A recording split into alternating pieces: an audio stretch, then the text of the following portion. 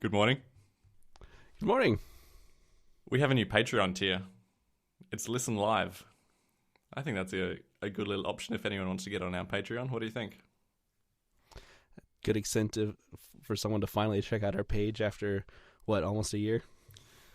We've had patrons come and go. Some of them may or may not have been co-hosts of the show at the time.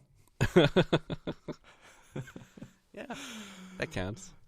So, Angela Ahrendts has left, and I think that's probably the biggest news of the last couple of weeks. I mean, it hasn't been the quickest news week. I mean, we haven't really had any new products or anything, but you get that every now and then. And into her shoes is Deirdre O'Brien, who was the SVP of People, otherwise known as Human Resources by most Right. other companies and the rest of the world. Right.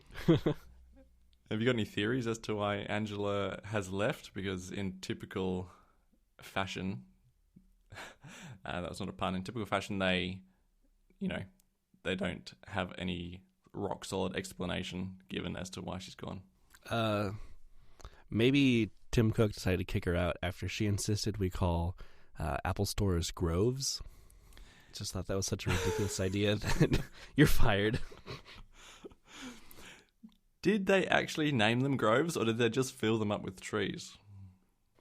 There was a keynote a couple years ago, and it wasn't all stores, but the Apple stores with like big open spaces they said they're calling those their groves now instead of Apple stores. Did you ever visit one of the groves? No, the nearest Apple store to me is like 2 hours away, and it's a really small one, like in a strip mall. It's not a fancy Apple store or anything. Well, yeah, I'm not sure the Apple groves ever made it to Australia, at least not in my city. But I have visited a grove. I can't remember where it was. I think it might have been New York or Chicago. And it was nice. It's nice inside. It's quite green. You've got little balls to sit on rather than chairs. Everyone's just kind of floating around trying to help you. I was there during a fairly quiet time. So I can't imagine what it was like when it was busy. I imagine it would have been a little less structured, more difficult to find people. And they even had like this whole outdoor section, which it was raining, so I wasn't able to really check it out. But it certainly looked nice. But when it comes to practicality, I can't imagine it being practical. Well, I've gotten in the habit now of, unless I'm buying something big and have to get it from the back, I've gotten pretty efficient at using the Apple Store app to do my transactions.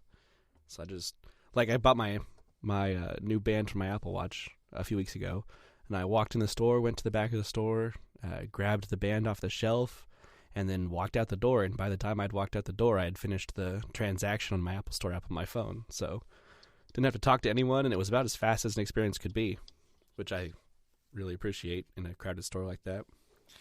Did you challenge yourself? How can I finish this transaction before my feet are out the door? Like, do you grab it off the shelf? Yes, I did. And walk directly to the door? Yeah. I was actually curious, like, how close I could cut it without someone, like, trying to stop me or something. But I had, it was like scanning my Face ID to authorize the transaction, like, as I was approaching the door. So it couldn't have been any closer. And no one said a word, so... I think the few times I've tried it, I typically have had to show like the receipt that you get in the app to security as I was leaving the store. It has been a little while since I've tried it, yeah. My understanding of it was that they received a notification that a purchase had been made, but also maybe just no one noticed me. I don't know.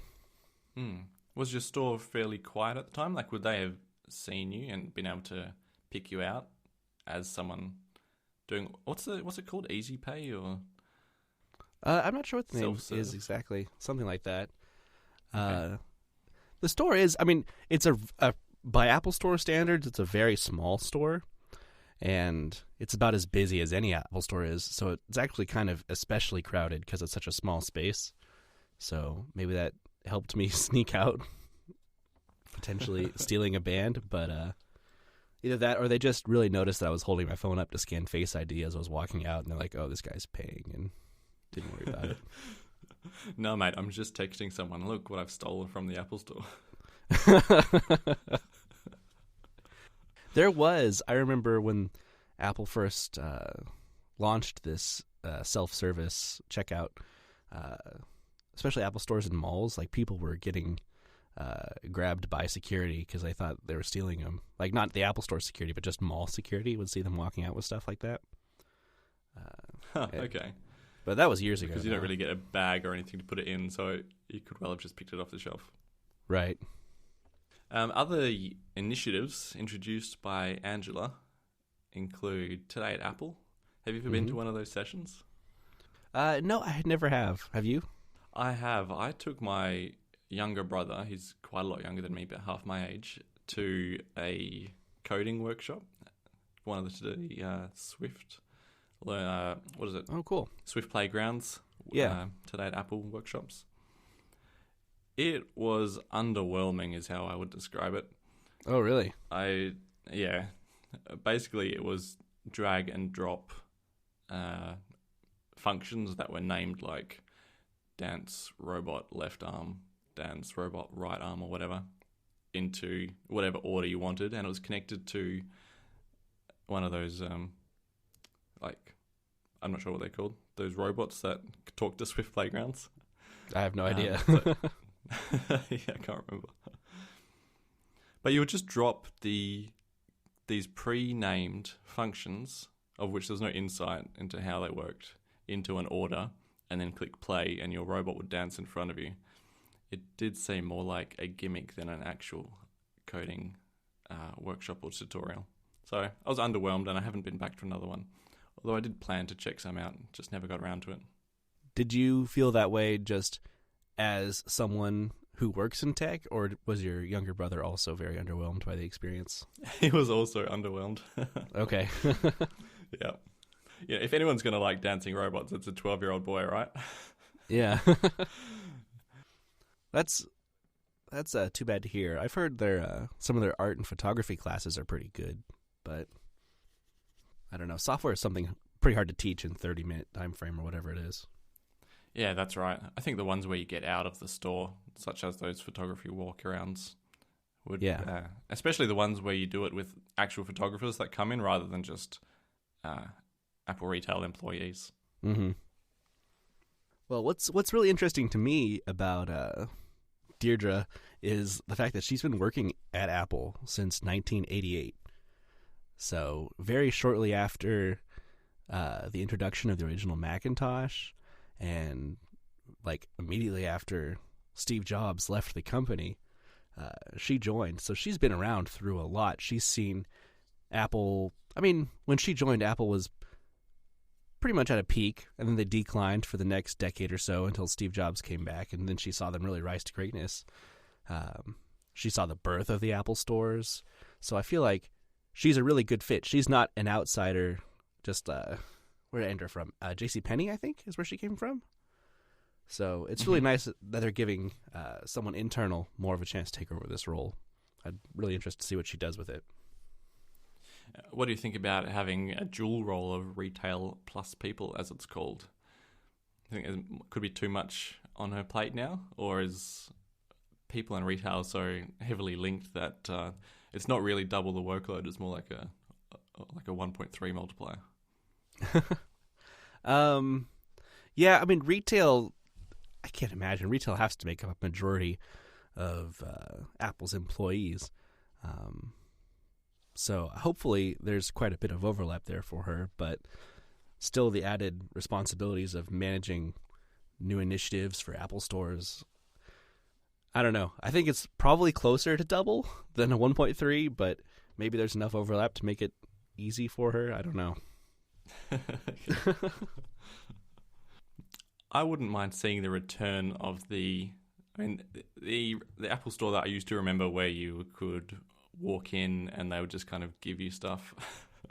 That's oversaying it a little bit, but you could walk in with something broken and there was a decent chance that they would just kind of cop the bill and replace your item, you know? Yeah. Over the last few years, I have certainly had fewer of those experiences. Actually, I've had none, where you can take in something broken and they would just, yeah, we can see you're a good customer. Here, we'll just replace it for you for free. Yeah, you definitely did hear about that a lot more 5 or 6 years ago than you hear about it now. Of course, it still happens. I feel like you're transitioning into our next topic with that comment. But yeah, they definitely don't do it as much as they used to. Yeah, you picked the transition well. So the next topic is actually a self-post by DHangial15, who says that Apple replaced his 2015 MacBook Pro with the 2018 MacBook Pro. So basically what I just said, they took in their 2015 15-inch MacBook Pro because of the anti-reflective coating issue, which I have seen myself. It's just an ugly thing where you kind of lose the gloss in some parts of the screen. Mm-hmm. It is under an extended 4-year replacement program, and he's already had the display replaced 2 times. But anyway, this time the Apple Store, a senior rep, gave him a 2018 MacBook Pro to replace it. And then there's basically a whole thread about how the 2018 is worse than the 2015, which is a bit sad because it's really put a dampener on his excitement. But I'd say objectively, the 2018 is a better computer because all the internals. I mean, the only downside has got to be the keyboard. Everything else is going to be a better experience. Well, that and the people complaining about ports, but yeah, I think the ports war has been lost, hasn't it? Yeah, it feels very inconsequential to me. I've fully adjusted to USB-C at this point. I do carry the HDMI dongle around with me, the 3-in-1 with the USB-A port and HDMI, and then the pass-through USB-C. And that's been more than enough for me. I've never needed anything else, but I'm sure people who are more pro users than me probably still have valid complaints about it. Yeah, port-wise, I mean, I've got the non-touch bar, so I'm stuck with 2 ports, but I do have the A dongle. It's not the Apple one that converts USB-C to USB-A, HDMI, trans-flash and SD card. Without even a USB-C pass-through, because I think that significantly increased the price of the dongle from memory. Mm-hmm. And yeah, I get by with those 2 ports and occasionally used adapter. Yeah, it's not so bad. I mean, the only things I ever plug my computer into are power, and occasionally I plug in like my iPad Pro as a secondary display, and I have a USB-C to Lightning cable for that. So the only times I ever use my adapter are if for some reason someone wants to transfer me a file on a flash drive, which is very rare. But other than that, I have no need for it, really. So I saw you selling a number of things on the Apple Swap subreddit the other week. Yeah. Have you upgraded some more things? Or? I haven't upgraded yet. I anticipate upgrading soon, but I wasn't using my laptop or my iPad Pro very much at all. And I had recently made a large purchase. I got a car, and I decided that, I just want some extra money floating around. I kind of spent a lot of my expendable income on getting this car, so I'm going to replenish my coffers a bit by selling these devices I don't use so much, with also the intention of upgrading them, because I'd already planned on upgrading in the future, so I just thought, I'll sell them now and then get my new upgrades later. So did you sell the thing that you were previously recording on, the MacBook Pro, and now you're on the iMac? No, I've always been, since I set up the permanent recording studio in my new house, I have just an iMac that lives in that studio for recording. Gotcha. Okay. So, yeah, I didn't mess with any of that. Yeah, well, you're pretty flush with devices, weren't you? Yeah, well, I had the iPad Pro and the MacBook Pro I sold on the Apple Swap subreddit, and then I had some smaller things that I didn't know a good subreddit to fit, so I just sold it on local Craigslist, like a small Windows laptop and a drone that I bought a year ago thinking I was going to use a lot and only flew like twice. So I think that's the story of 99% of drone purchases. Yeah. It's like I flew it over the 2 interesting landmarks within 100 miles of here, and I'm like, well, now there's nothing interesting to see. So Although now you've got the I'm not sure the name of this car, but wouldn't it be cool to have the drone follow you? Maybe do some cinematic car driving videos. I guess possibly. The drone did have like a follow mode. I don't know how much I would trust it to follow me on a road and not run into a power line or something. Yeah, at 130 miles an hour. Yeah. But when I read this article, I immediately thought of you. I thought, this they need to do this for James. He needs to go in with his keyboard again, and they need to say, all right, well, here's a 2018 model, since we apparently can't fix the one you have. Probably not the third most recent time I went into Apple, when I was talking to the Genius guy, he was actually making like noises to that effect. He was what he was saying, he was suggesting that they wanted to just replace my laptop completely with a new model. You know, sometimes they say things like, "Oh yeah, we realize you're not very happy with your laptop," and they make noises like that. Right. You know, Apple customers shouldn't have to put up with this. I can't remember their words exactly. And then he went out the back, and if it had been 5 years ago, I would have expected him to come out with like just a new laptop altogether. Whether it was the 2018 or the 2016, I'm not sure. But anyway, after like a good 10 minutes out the back, I can only assume he was arguing with a higher up. He came back and said, we can blow it with some compressed air." Oh, that was aggravating to wait 10 minutes to hear that. It depends on how comfortable you are with something like this, but in your position, I would go in and kind of make a bigger stink about it. Like, I've been in here 3 times or 4 times to get this replaced. You've done it multiple times. I'm still having the problems, and I want a more permanent solution than this. And I don't know. I guess that depends on how comfortable you are with making a scene like that. But I can make a scene. Leave it to me. I'll let you know how it goes. Maybe by the next time we're recording, we'll see. Yeah, I guess the problem is Apple likes to replace computers with whatever their modern equivalent is that they're selling, and their modern equivalent of your computer is still your computer because they haven't upgraded the touch barless model in so long. Good point. Yeah. Although there was like a 2nd gen or 1.5 gen butterfly keyboard in the 2017 model computers, of which there is a non-touch bar, I believe. It's not like I can't remember the names, but it's not the 2018 generation of butterfly keyboard. The 3rd generation has the membrane, yeah. Right, so it's a membraneless one in the 2017, but it is slightly better than the 2016 one.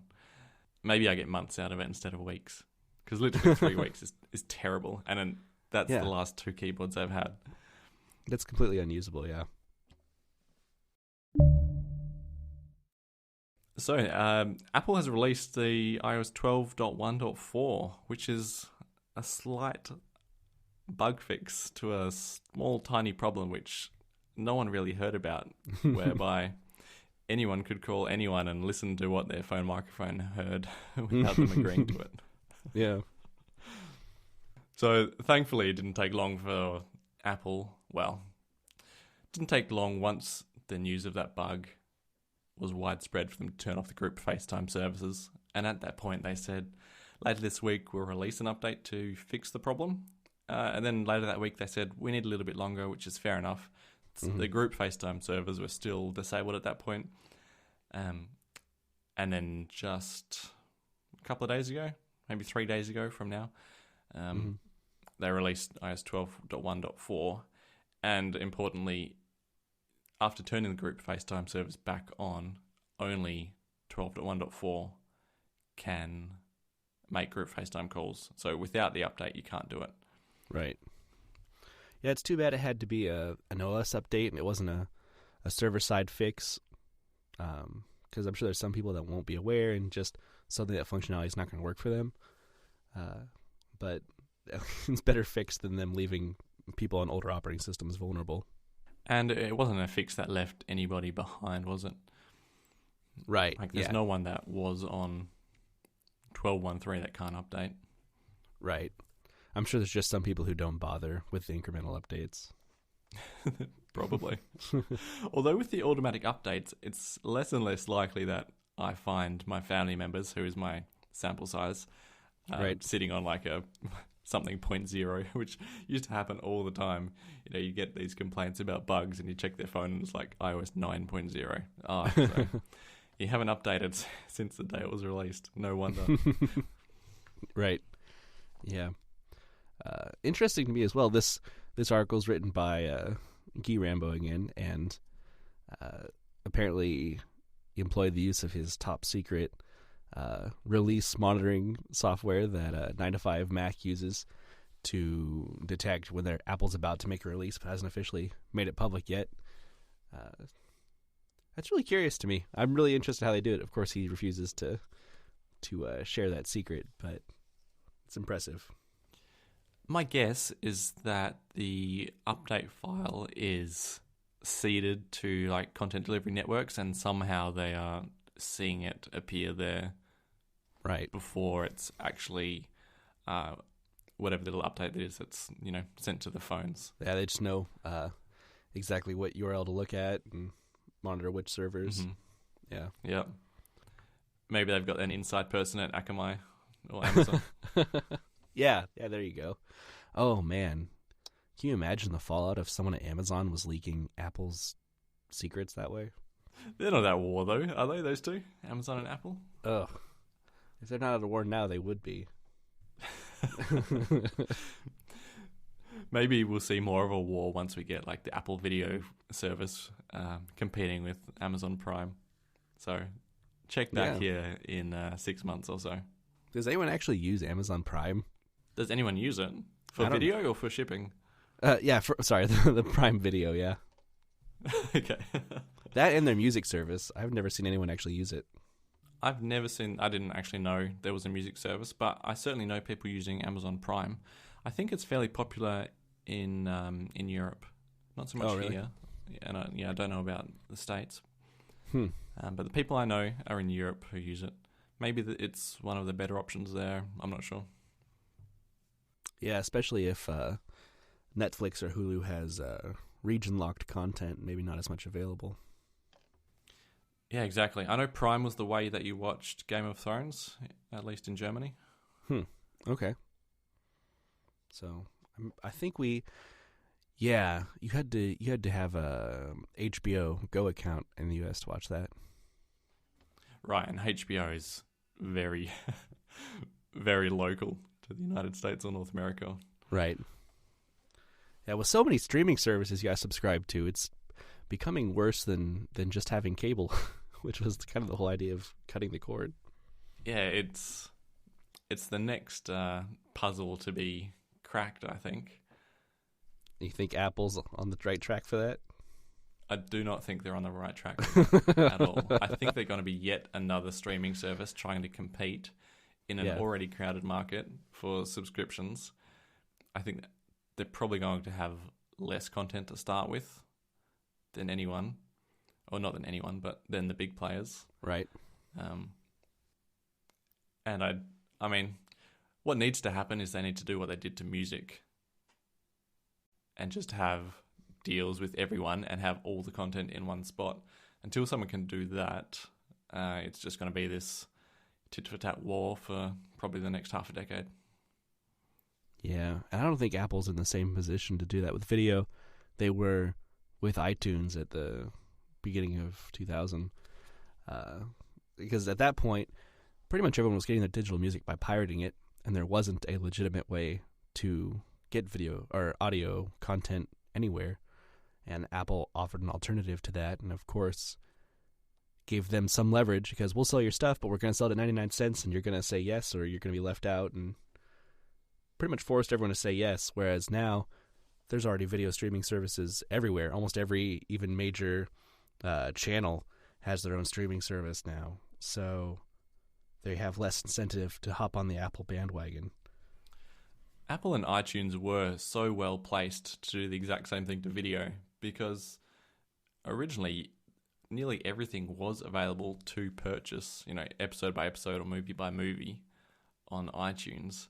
And then as companies have launched their own services and as companies like Netflix and Hulu have sprung up, content has left iTunes, and iTunes is just sitting there still with its dinky little pay like $1.50 for every TV show you want to watch. No one wants to do. If they had some sort of subscription service, maybe 5 to 10 years ago, then maybe we would have like an Apple Music of video. Yeah, Apple's kind of slow to streaming music. I mean, they were definitely late to the party in streaming music, and they're even later in streaming video. Kind of taken the Blockbuster approach of, no, we're the one place people buy things, and that's not going to change. And then this whole new convention of streaming music came out, and they kind of had to buy beats to try to catch up to that. And now their approach to streaming video seems like they have no idea what people want. All I've seen from rumors so far is all this original content they're making, and I haven't seen one show of their original content catalog that sounds even remotely interesting to me.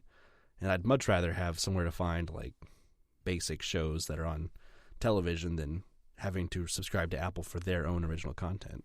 All I want is just a one true source of TV shows and movies that I want to watch. I don't think it's a big ask from my perspective, but yeah, once it comes to the licensing, then it certainly turns into this ginormous feat, which someone needs to do, and I don't see it being Apple because it's too late to do it. Yeah, which is too bad because I used to kind of rely on Apple to do things like that. Now I think, I don't know, I would have said a company like Netflix is better positioned to do that, but even they are losing content at this point. So maybe Amazon, just because of they already have the infrastructure set up and kind of the service already set up. If they actually wanted to put in the effort to try to reach across borders and get all this content on one platform. But I think we're kind of past a point of anyone actually trying to do that. I think there's possibly another contender for the title of video champion. Who would be your second guess? I've got someone in mind. I mean, they don't offer anything like this now, but I feel like Google could do it. Ooh, no. I was going to say Disney. Disney. All they got to do is buy everyone, and they can have their own streaming service. They already own pretty much everything. Yeah. Well, that's big at the moment. If you're going to say Disney, then Apple is the exact person to make the streaming service because Apple and Disney have such a close relationship. But Disney's working on their own, or do they have their own? I mean, it's not in my locale. Yeah, that's right. There have been more than rumors. I mean, it's been confirmed they're working on something, but I haven't heard anything about it in a long time. Just know that they're making their own service. So you throw in Star Wars, Marvel, all the different movie studios. Fox, now that they're buying Fox. Yeah, Fox. And you've got this production behemoth.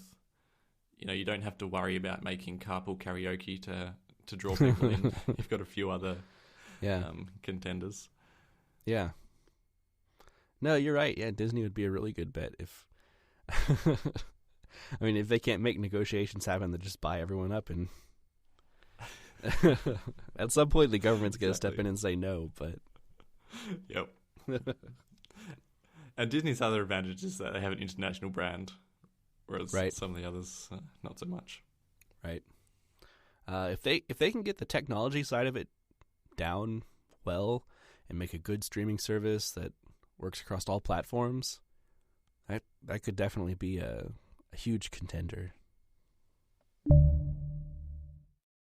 So one of the next rumors of the week is yet another AirPods 2 rumor.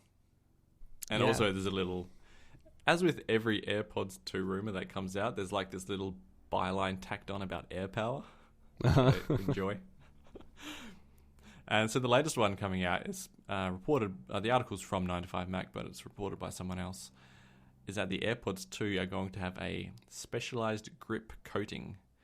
And then the AirPower line is that it's launching this spring. It sounds to me like these AirPods are, rumors are true, are going in the direction kind of you were hoping for, with something maybe a little better fit. for both of your ears. Yep. Less of a sleek plastic. Yes, well, it seems here they're like redesigning the shape a bit, but also, making them a little grippier so that even if the shape isn't perfect for your ear, they shouldn't just fall out. It takes like a hard hit at the moment to get AirPods to fall out of most people's ears. But imagine if the surface was like a little kind of matte-looking rubber instead of this smooth plastic. I mean, you'd have to get like hit by a bus or something for them to fall out at that point. Yeah. It's interesting to me that the comparisons that this 9to5 Mac article is drawing is to the back of the Pixel 3, kind of the textured soft touch glass. I mean, of course, they're not going to make the AirPods out of glass, so it's interesting to me that they would try to make that relationship. The other thing I thought was the texture of the trackpad on the Apple TV remote. Oh. That's kind of like a little slightly matte coating. If that was also rumored to be on the AirPods, then maybe we get some sort of touch-sensitive AirPods. So you could like stroke your AirPods down to turn the volume down, stroke them up to turn it up, and Stroke the AirPods is definitely going to be the title of this show. Well, Dogmatron makes a good comparison here. They say it'll probably be the same coating and finish as the new Apple Pencil has. I haven't personally held it yet, but it does seem to have a grippier coating than the original Apple Pencil had, and the original Apple Pencil was very similar in finish to AirPods. True, yeah, that's a nice comparison. Yeah, I think that's a pretty likely way to go with that. And AirPower launching this spring, so spring Northern Hemisphere, I presume, is actually late in the year. Doesn't really match with other reports we've heard that AirPower is imminent. It's going to be out any day now. But this might suggest... No, no, our spring is like a month. Oh, I've got it all backwards. Sorry. Yeah. All right, I'm going to edit that part out. Yeah, okay, so your spring is my autumn, of course. Otherwise, your spring would be my spring if it was late in the year, and that's impossible. Hemispheres. So, spring, northern, autumn, or fall, southern hemisphere is actually imminent within a few months. So, okay, that does match previous reports. I take everything back. This article also has kind of the first mention that I've seen that AirPower is going to be slightly thicker than originally intended, which makes sense to compensate for some of the overheating issues they've had. It also mentions that it could potentially have some exclusive features that won't officially be turned on software-wise until iOS 13. And I'm curious about what those could possibly be. Man, what could they be besides fancy animations when you put your phone or whatever on the mat? How much is a charging mat going to do? Yeah. Maybe it's like a mechatronic or whatever you call it, like wraps around your Apple Watch when you put it down. If it's got like a bracelet that can't lay flat. Well, they've gotten away from those. I mentioned earlier that they were kind of abandoning lugs that didn't match. And I feel like kind of in preparation for AirPower, they've also gotten rid of all the bands that can't be laid flat. Like the Milanese loop, previous versions of the Milanese loop you couldn't pull all the way out, so you always had the loop behind your watch. But the newest version, with the new 4th generation Apple Watches, or Series 4 Apple Watches, you can pull the loop all the way out so you can lay the watch flat on its back. Okay, kind of like the leather loop, you could always pull that all the way through. Yeah, the same thing. I feel like maybe they're trying to prepare for that. And they also, I believe they discontinued the Link bracelet as well. Like, they're still selling them, but at did they? Well, they're still selling them on their store, but it was like at a marked down price, and it was at their, it was like on a different section of the store, not with the traditional bands. So I think they're trying to get their watch bands in line with their new charger. Just discovered the real reason AirPower's been delayed. It's because they've been working through their lineup to make sure all their products are actually compatible with it. Yeah. I wouldn't mind having an upright charger for my Apple Watch still, though. I really like using it as a clock at night. Yeah, that's true. Also, with the new AirPods, I'm excited to see they could potentially be coming in black. That's exactly what I was about to say. I think that's one of the most requested features since AirPods launched. I know that making white things black has been a bit of a trend from Apple, such as the keyboard and the trackpad and whatnot with the iMac Pro. But the white headphones are so iconic that I just cannot swallow this bit of news as being more than a rumor. I suppose that's true. It's a very iconic look. I would prefer black just because they're more subtle, but I guess that's probably the opposite of what Apple wants. They want everyone to know you're wearing their headphones. That's right. It's so easy to see when someone's wearing AirPods. I mean, according to the subreddit, there was even a post about them being like a status symbol for younger generations. Status symbol, and maybe even a fashion statement at this point. I've noticed more and more YouTube channels, like YouTubers, just wearing AirPods at all times, almost like they're a piece of jewelry or something, which is really interesting to me. Because it wasn't that long ago everyone was saying how ugly they were, and they looked like Q-tips sticking out of your ears. I would never have called them ugly, but I would never have called them a fashion symbol either. There's somewhere in between ugly and good looking.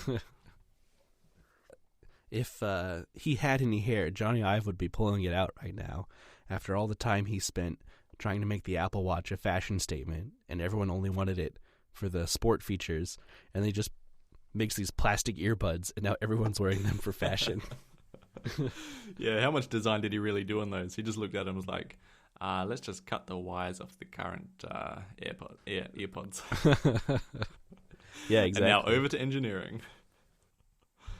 But I do look forward to the dancing white silhouettes with black AirPods in, because they'll surely be the ads if black AirPods are released. I'd love to see that ad campaign come back. That was really really cool. When I had my first couple iPod Touches and I would jailbreak them, I would set my my home screen wallpaper to that ad, like playing in a little GIF in a loop. Yeah, that has got to be one of the greatest ad campaigns of the last 50 years. Or iconic, at least. Still, that and thinking of big ads for Apple, there's definitely the early iPod commercials, and then also the I'm a Mac, I'm a PC ads. I don't think those ones have aged very well now that Apple has become a big player. It's hard to look back on them with the knowledge now that Apple is dominant in the market. Whereas the silhouette, it's not really aging, I would say. I mean, it would still look good today. It still does look good. Right, yeah. Yeah, that's true. I guess I kind of look at the ads through the eyes I had back when they were still running, and it's like right during the transition from PowerPC to Intel, and at least in my hometown or where I grew up, Macs were rare, so it kind of felt like something special to me back then. The next equivalent next year, it's going to be, I'm an Intel Mac, I'm an ARM Mac. There's an idea for you, for Apple. What do you think the chances are we see an ARM Mac this year? This year, I would be extremely surprised. But I do also feel like it has to happen, so maybe next year. Yeah, I'd say no later than next year we're going to see one. What are they going to do? Release like an Intel Mac Pro this year and also like an ARM Mac? They haven't updated the MacBook recently. I'd love to see a refresh for the MacBook with an ARM processor.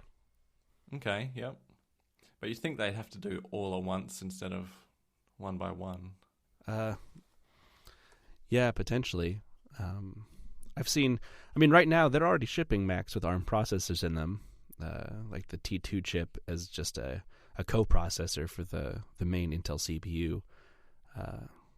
I think potentially we're going to see that flip sometime in the next couple years, where the ARM processor handles the majority of the work, but they ship with a mid-range Intel co-processor as well to handle compatibility. If they could do like a gradual transition like that, that would just be insane. Say over 3 years for bigger and bigger ARM processors to go in, and the Intel ones to get smaller and smaller and more on the sidelines. So maybe the first thing we're going to actually see is Mac OS on ARM instead of like ARM, like real ARM hardware on the Mac line. I'm quite out of my depth when it comes to the engineering of these things. But that would certainly smooth over the transition period instead of just a hard and fast cut. I'm excited to see what happens. I think that could really rejuvenate the Mac line to have a fully ARM computer with the incredible performance of like the iPad Pro this last year, and then also so thin and light and fanless and incredibly efficient as well.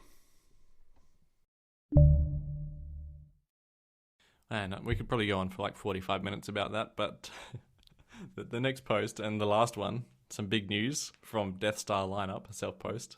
Do some of you miss TouchID? Do you miss TouchID, James? Yeah, every day. No, of course I have TouchID on my current phones. Oh, your iPhone 6 has TouchID? Yeah, TouchID came in on the 5S. Oh, of course. I was thinking of 3D Touch on the 6S. No, yeah. I certainly could not use a phone without some sort of biometric login, because typing in the password every time is a bit of a hassle. Thinking back to your iPhone 10, did you prefer the Face ID or the Touch ID now? Yeah, well, I think I'm in a unique position to actually pass judgment, because I had many, many years on Touch ID, and then I had a solid year on Face ID, and now I've just gone back to Touch ID. And I'm in a great position to pass judgment, but I don't think I can, because both have upsides and downsides, and I don't really mind which it is. Both are great. Both have flaws. Well, I'll start with Touch ID. So the biggest flaw is sweaty fingers, and then it just doesn't work.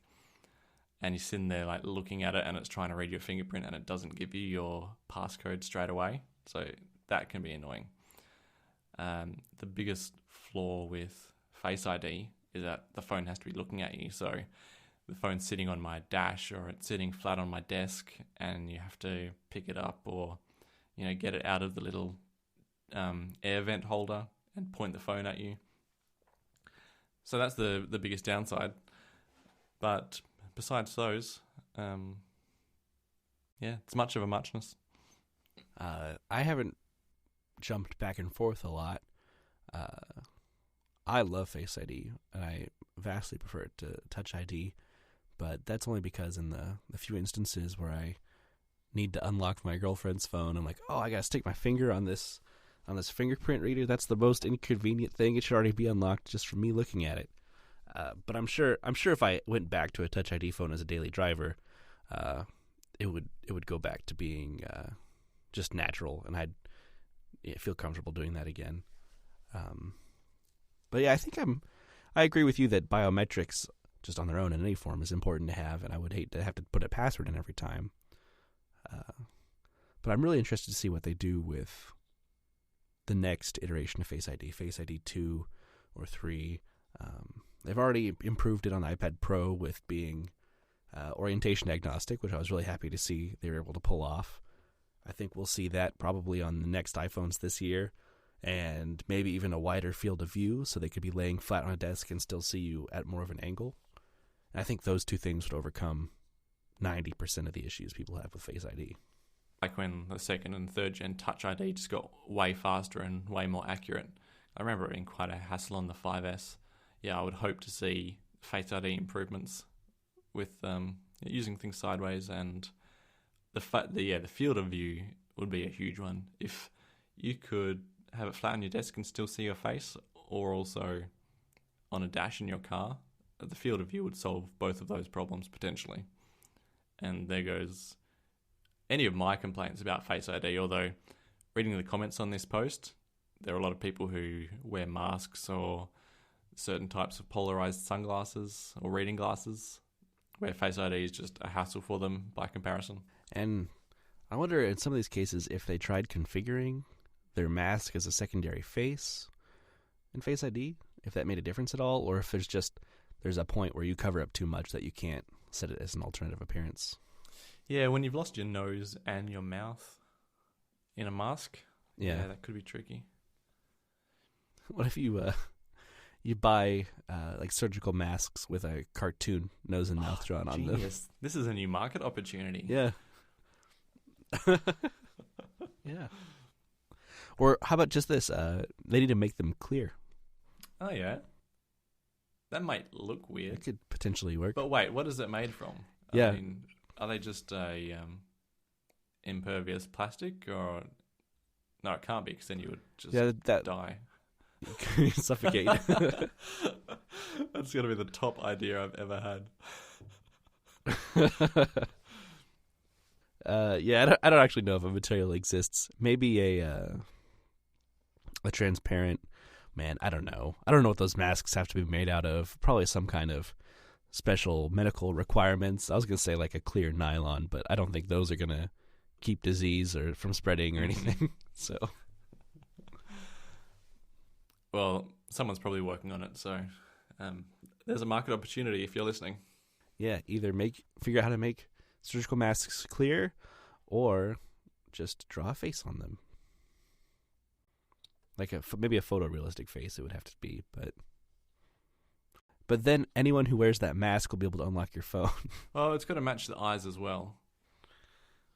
Right. I mean, when you look at like mock-ups of how face detection works, it's normally something like a triangle between the nose and the eyes to like calculate distances. I'm sure it's a lot more technical than that. But maybe just, yeah. What we need to see is an emoji printed on there. So like maybe put the pig or the chicken or something on the mask. There you go. Anything else to say on biometrics and Touch ID? No, I don't miss it enough for them to bring it back. I think the better future would be just improvements on top of Face ID instead of taking a step back. Yep. I'm all for that. Well, I am James VDM on Reddit and on Twitter. And I'm Jellywoot on Reddit and Twitter. And our Patreon is patreon.com/the Apple Show. And we've got a new tier of Listen Live, so sign on up. I'm curious what you wanted to know about my Apple Watch. Well, you've had it for a little bit now since we last spoke, so I was just wondering how you finding it. I've really been enjoying it. Performance increase doesn't really mean much to me because I don't use it for anything besides just quickly glancing at notifications. But the new infograph watch face is extremely nice to have 8 complications on one watch screen. So I've got basically everything I'd ever want to take a glance at is right there on the face of my watch, including one of my complications is a clock set to your time, so I can always know what time it is over there when I don't want to send you a message or something. And the timer on the infograph watch face actually gives you like a live timer on your watch face itself, showing you how much time you have left, which is really nice. I like the expanded calendar where you can see like the full description of your upcoming event. And then I've got a couple controls like my home app, a jump to my home app, and a jump to my remote to control my Apple TVs right on my watch face. So I haven't actually had to jump into like the main app grid in a long time because absolutely everything I need is right here on my face now. So those features were all basically present on the last watches, but never kind of on one screen, right? Right. Yeah, it's nice to have it all in one place. Yeah, that sounds really handy. It was always a hassle, either in the honeycomb layout for the apps or in the scrolling list. I mean, I had preferences for both at certain times, but it didn't matter which one. They both had their little hiccups and annoyances and slowness. I also decided I was going to give a new watch band a try, so I've upgraded to the leather loop, which is a style of watch band I have had yet to wear, and I like it quite a bit, actually. Is that the one that kind of folds back on itself with magnets? Yeah, it's like the Milanese loop, but just made of leather instead. That was the very first watch band that I purchased. So, and I had the one that came with a watch, and then I bought that one. And yeah, it was probably my favorite, I think. The only downside was it wasn't like a sporty one, so if there's any, action happening, that sounds like vaguely sexual. No, if there's any sort of like sporting activities happening, activities is a better word. Yeah, you can't really wear that one because it's it does wear a little more quickly than some of the other like rubber and nylon bands. Right. I think my favorite band so far, and I'm really disappointed they discontinued it, was just the classic buckle. I mean, it was just a regular classic watch strap, but they've stopped making them this year, so I can't get any new ones. Oh, really? I didn't know that. My theory is that they're attempting to make all bands work with all watches. Now they have these 3 different finishes the Apple Watch comes in. Mm-hmm. And the classic buckle has the stainless steel lugs on the end, and it only ever came in just plain stainless steel. You couldn't get the lugs in space black or the new gold color. So if you wanted to wear a classic buckle, you basically had to have a stainless steel watch unless you're okay with the colors not matching. But now all of the bands they sell don't have the stainless steel lugs on them anymore. And I think that was their way of getting away from that. But what about the loop? That's true. The two actually metal bands still have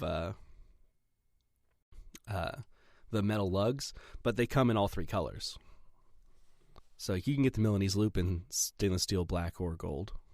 Right, okay. Whereas if they did that with just changing the lugs, then there'd be like no end of options because every band would have every color of lug as well. That would be a nightmare to maintain. Right. I kind of wish they would just sell like universal lugs on their own, and you could put whatever strap you want onto those. But I know that would probably cost them money in the long run, letting you use third-party straps that way.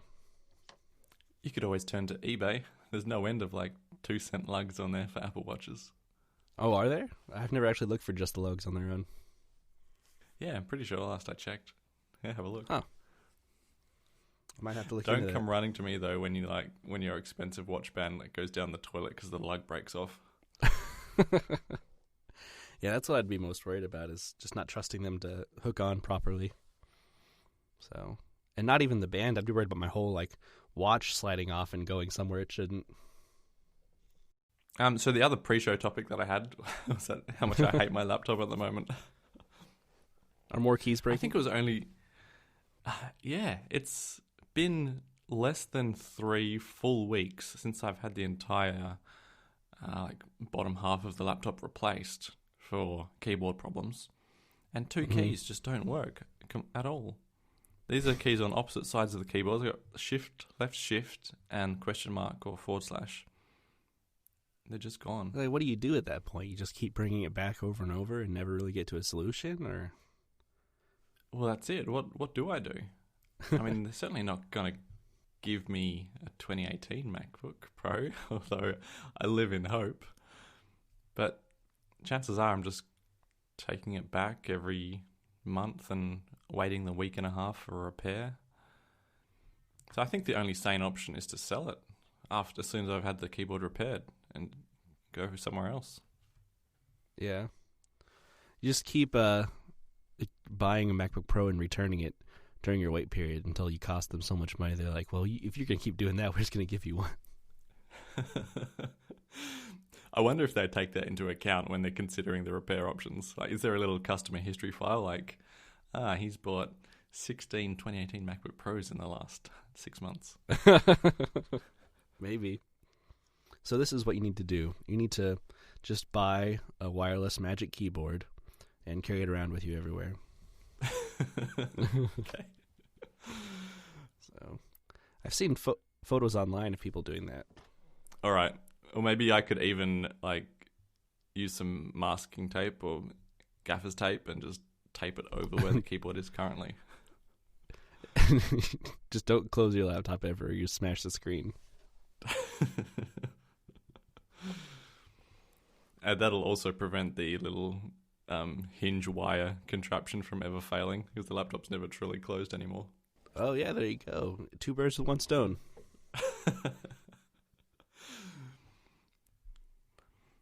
Boom. Whatever that sound effect is.